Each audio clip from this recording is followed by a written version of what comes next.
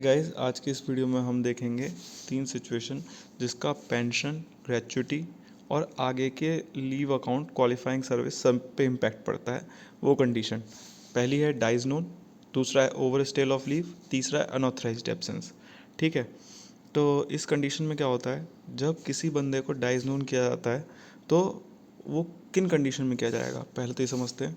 कोई prior sanction के चला गया, ऑफिस से जल्दी चला जाता बिना परमिशन के, है ना, लीव बिना सैंक्शन के चले जाना, ऑफिस से जल्दी चले जाना, या फिर जो ड्यूटीज़ असाइन की हैं वो करने से मना कर देना। तो इन कंडीशन में डाइज नोन किया जाता है। कौन करेगा? लीव सैंक्शनिंग अथॉरिटी करेगी। इफ़ेक्ट क्या होगा वो देख लेते हैं। इफ़ेक्ट, उस दिन की सैलरी नहीं मिलेगी अगर डाइज नोन कर दिया है तो। नॉन क्वालिफाइंग सर्विस में चला जाएगा। इंक्रीमेंट, जैसे इंक्रीमेंट के लिए 6 महीने की क्वालिफाइंग सर्विस होती है, चाहिए होती है। इससे ज़्यादा अगर डाइज नोन कर दिया तो इंक्रीमेंट भी नहीं मिलेगा। पेंशन भी कैलकुलेट नहीं होगी उस पीरियड की, ग्रेच्युटी भी कैलकुलेट नहीं होगी। और साथ ही जब अगली साल लीव क्रेडिट की जाएंगी तो 1/10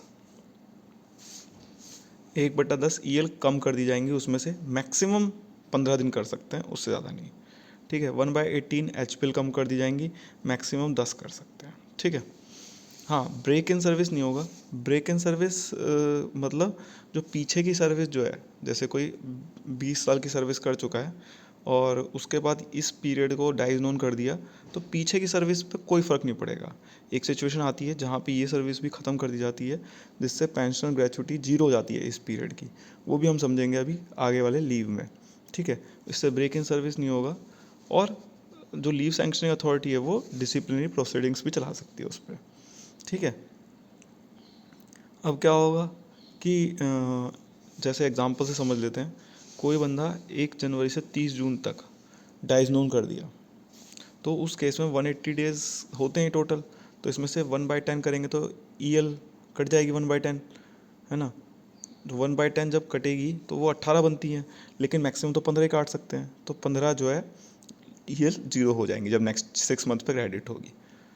1/18 से आपका एचपीएल कट जाएगा, तो 1/18 जब करेंगे तो 10 एचपीएल काट लेंगे। और अगर जैसे कोई बंदा 20 दिन डाइज नोन रहा, तो ये ईओएल डाइज नोन जो है एक तरह से ईओएल समझ सकते हैं आप। बट ईओएल में एचपीएल नहीं करते, इसमें एचपीएल भी करते हैं। तो जब 15 माइनस 1/10 ऑफ 20 करेंगे तो 13 लीव उसे क्रेडिट होंगी, 2 कट जाएंगी। एचपीएल जो है वो 1/18 करेंगे 20 का, और 10 में से माइनस कर देंगे जो कि 9 आएगा। तो ये डाइज नोन था। नेक्स्ट है absence after expiry of leave और ओवर स्टेल ऑफ लीव। जब जैसे कोई बंदा 5 दिन की ईएल सैंक्शन करा के गया और 10 दिन छुट्टी पर रुक गया, और लीव सैंक्शनिंग अथॉरिटी ने वो अप्रूव नहीं किया, डिनाई कर दिया, और वो फिर भी उन 5 दिन नहीं आया। अगर ज्वाइन करे तब तो कोई दिक्कत नहीं है, अगर ज्वाइन नहीं करता तब क्या इम्पैक्ट होगा? एक तो लीव सैलरी नहीं मिलेगी, वही नॉन क्वालिफाइंग सर्विस चला जाएगा पेंशन ग्रेचुइटी के लिए, इंक्रीमेंट के लिए। साथ ही साथ इस पीरियड की एचपीएल भी डिडक्ट की जाएगी। यहाँ पे आप इफेक्ट देख रहे हैं, जैसे कि मतलब उस पीरियड की सैलरी भी नहीं मिलेगी, साथ में एचपीएल भी काटा जाएगा। ठीक है, और एचपीएल अगर बैलेंस नहीं है तो ईओएल काटा जाएगा। मतलब उस पीरियड की सैलरी भी नहीं दे रहे और हाफ पे लीव भी काट रहे साथ में। इससे भी ब्रेक इन सर्विस नहीं होगा। और अगर जानबूझ के ऐसा किया गया तो डिसिप्लिनरी प्रोसीडिंग्स भी चलाई जा सकती है उसके अगेंस्ट। ये रूल नंबर 25 था। आगे नेक्स्ट कंडीशन देखते हैं।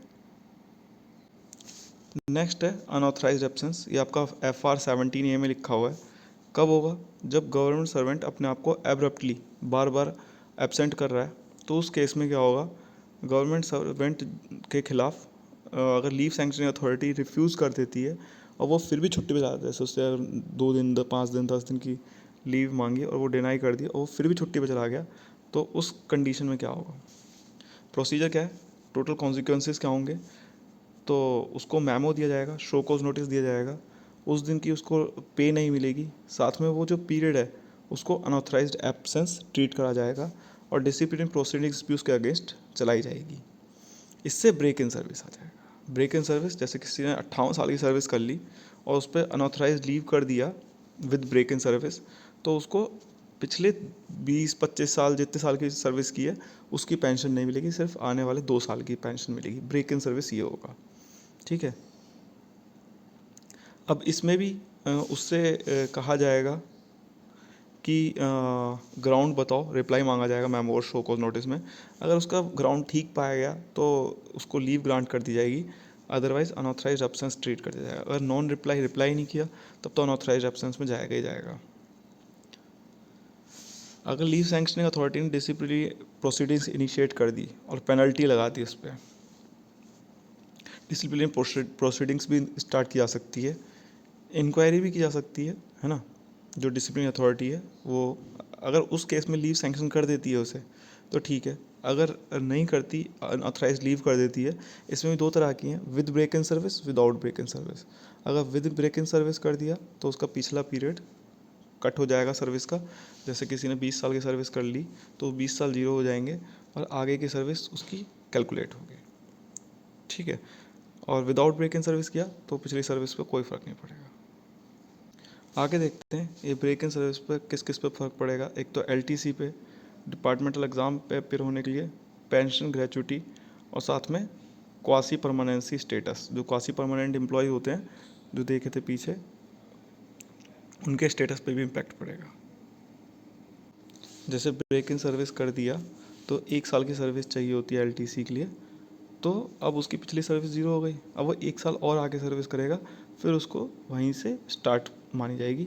साथ में पेंशन ग्रेचुटी भी उस पीरियड की नहीं मिलेगी, वो जमा हो जाएगी। वो प्रमोशन लेकिन डिनाई नहीं किया जा सकता इस कंडीशन में। तो आई होप आपको ये तीनों तरह की लीव क्लियर हुई होंगी। अगर फिर भी कोई डाउट है तो नीचे कमेंट सेक्शन में टाइप कर देना। Thank you for watching this video.